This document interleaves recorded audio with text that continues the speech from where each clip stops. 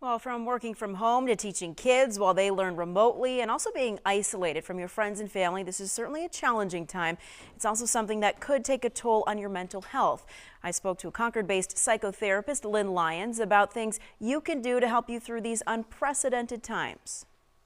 There are a lot of events that people will be missing or canceling or postponing, once in a lifetime milestone events. Are there any sort of exercises people can do at home to sort of get through that or mourn missing some of these events?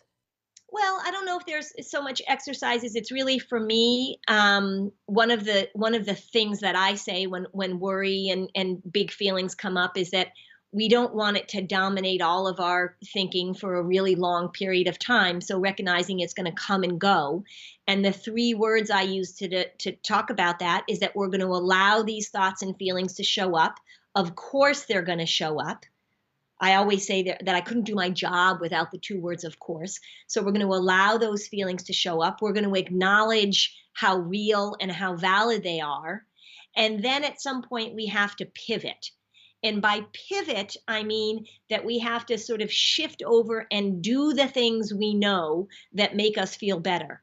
Pivoting is very different than distraction. Distraction is more about, like, oh, I can't feel these things, but we're going to allow it to be there.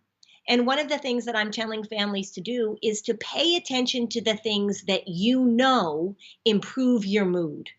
So if cooking for your family improves your mood, if going outside improves your mood, if playing with your friends, even if you're doing it on a Zoom chat, improves your mood, allowing yourself to feel the feelings, but then to pivot and to do those things we know that sustain us and that lift us up a little bit.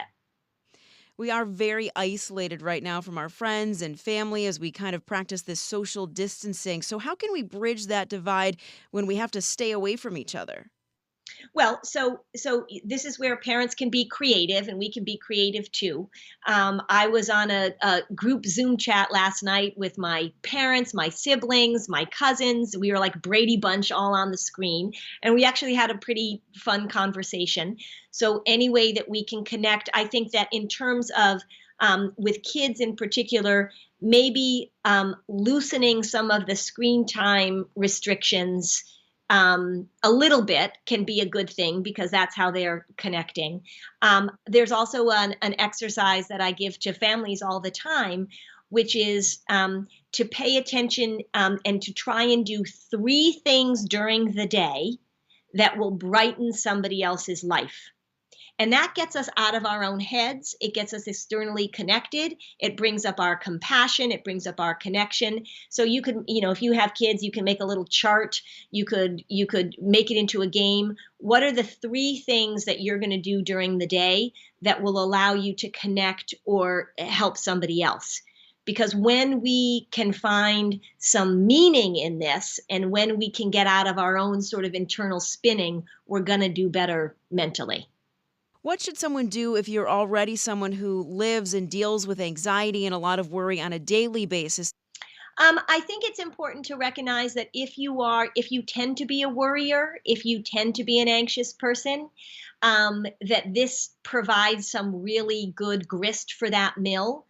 And I am really emphasizing with parents that you need to pay attention to how much you're watching, how much you're talking about, how much you're absorbed in it. Kids are watching us. They pick up on the emotional things that we're feeling. They pick up on our stress. They pick up on our catastrophic language. It is okay not to immerse yourself in this all the time. We need breaks from it. Get outside. Movement is an enormously helpful mood booster. We've always known that. So now's the time to take advantage of the things that we know that will help.